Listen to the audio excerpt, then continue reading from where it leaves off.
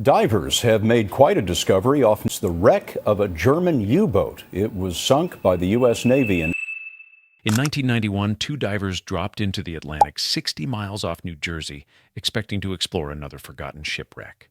What they found on the seafloor made absolutely no sense. A German submarine, fully intact, sitting upright in American waters where no German U-boat had any business being. That has found a missing Nazi submarine. According to every official record, every naval archive, every historical database in existence, this submarine did not exist. Every U-boat lost in World War II had been accounted for. The case was closed decades ago, but there it was, 230 feet down, waiting in the darkness. For 6 years, divers tried to identify it. 3 men died in the attempt. When they finally pulled an artifact from the wreck with a name engraved on it, the discovery didn't just rewrite history. It exposed a 50-year lie. The submarine had been officially sunk off the coast of Africa, 5,000 miles from where it actually rested. But the location wasn't the most disturbing part. When investigators examined the damage, they realized the crew wasn't killed by Allied forces. They were killed by their own weapon, and some of them were still alive when the boat hit the bottom. Bill Nagel had explored dozens of wrecks along the East Coast, so when a fishing captain mentioned his nets kept snagging on something large 60 miles offshore, Nagel paid attention. The coordinates didn't match any known wreck. By 1991, every significant shipwreck in that area had been cataloged. There were no mysteries left. Nagel assembled a team, including John Chatterton, one of the best technical divers in the world. In September, they dropped anchor. The depth finder showed something big. Chatterton descended first. What he saw stopped him cold. A submarine, German design, the hull intact, sitting upright.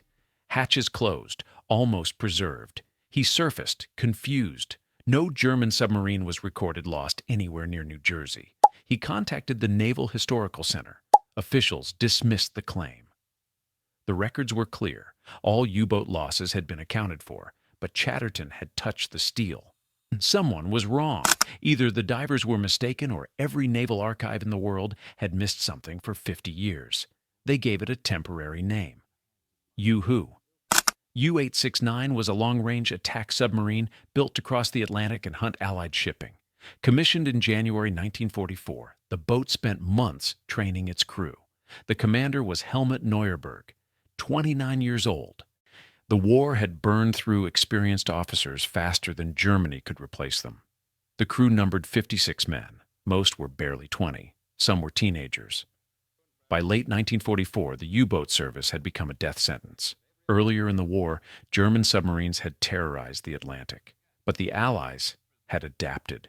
Radar, sonar, long-range aircraft. Of the roughly 40,000 men who served in U-boats during the war, approximately 30,000 died, a casualty rate of 75%. The men who climbed aboard U-869 knew these numbers. They went anyway. In November 1944, U-869 departed Norway bound for the American East Coast.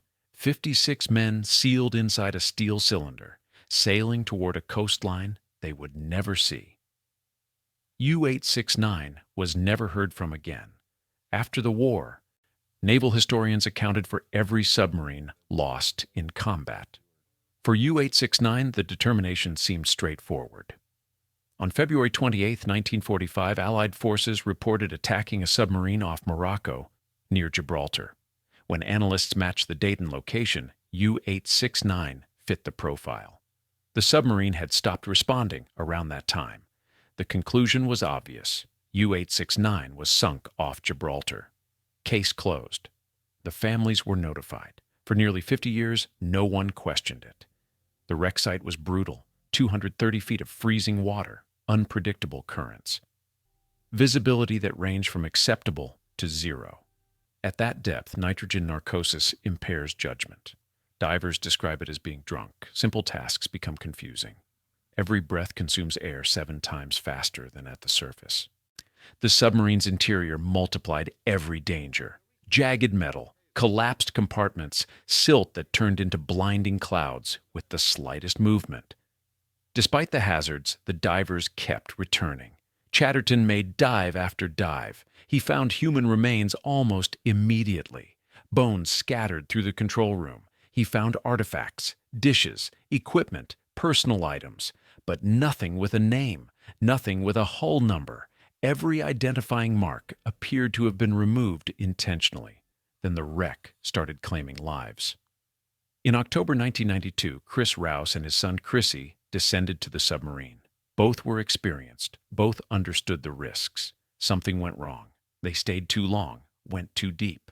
Both surfaced unconscious. Both died before reaching the hospital. Father and son, and killed by a submarine that officially did not exist. Some argued the wreck should be abandoned. The mystery wasn't worth more deaths. Chatterton refused. The tragedy made identification more urgent. As divers accumulated hours on the wreck, a picture emerged. The damage was concentrated in the control room. A massive hole gaped in the pressure hull, metal torn inward, peeled back by tremendous force. This wasn't gradual failure. This was instantaneous. The pattern told a specific story. Depth charges crush the hull from outside. The damage spreads across a wide area. The damage on U-869 looked nothing like that. The hole was focused, precise. This was torpedo damage. But who had torpedoed U-869?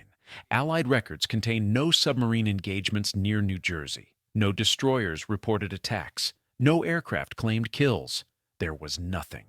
So the answer was almost too terrible to believe. German torpedoes in late 1944 were equipped with acoustic homing systems. The torpedoes could seek out the loudest engine noise in the water. But the technology was flawed. Sometimes the seekers locked onto the wrong sound, and sometimes they circled back toward the loudest noise available, the submarine that fired them. Evidence suggested U-869 had launched a torpedo shortly before its destruction. The scenario was straightforward and horrifying. U-869 detected a target. Neuerberg ordered a torpedo fired. The weapon malfunctioned. Instead of tracking toward its target, it curved through the water and found the diesel engines of U-869 itself. The crew would have had no warning. One moment the men were waiting for confirmation of their kill. The next moment their own weapon detonated against the control room. Anyone in the control room died within seconds. But U-869 was divided into watertight compartments.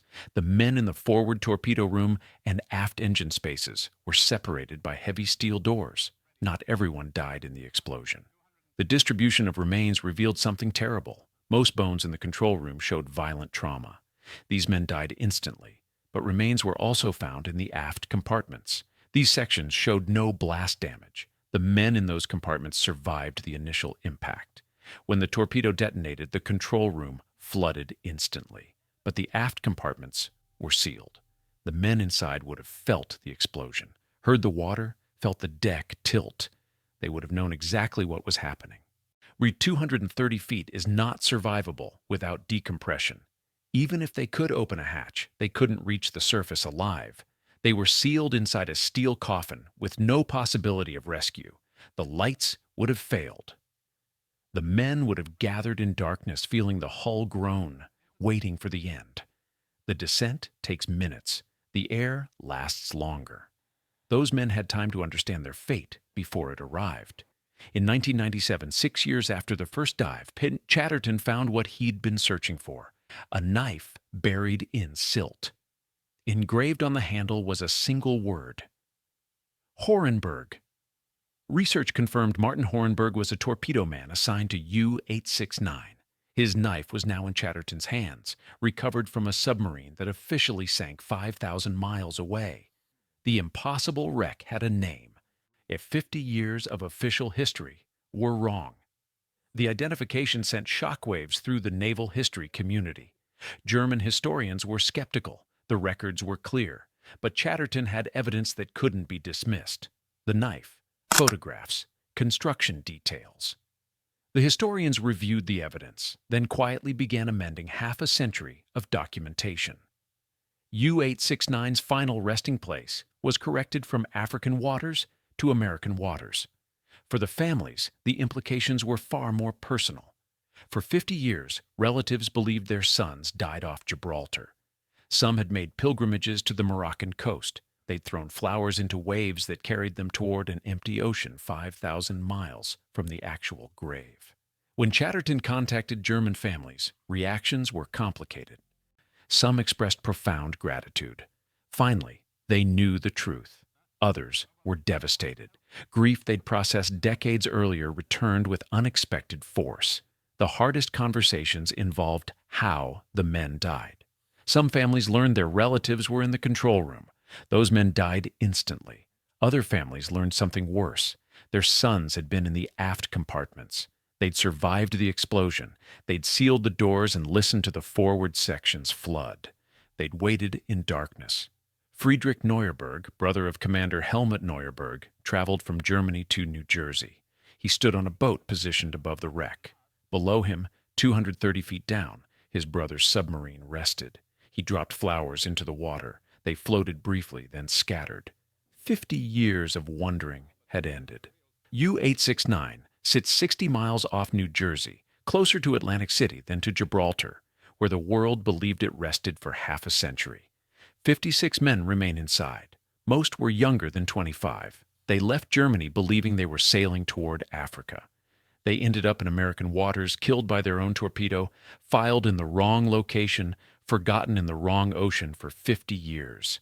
The divers who found them paid with obsession, and in 3 cases, with life itself. The mystery is solved. The coordinates, accurate. But the water is still dark. The hull still collapsing. The bones still scattered where violence left them. The ocean kept the secret for 5 decades. It only surrendered the truth when someone was willing to die for it.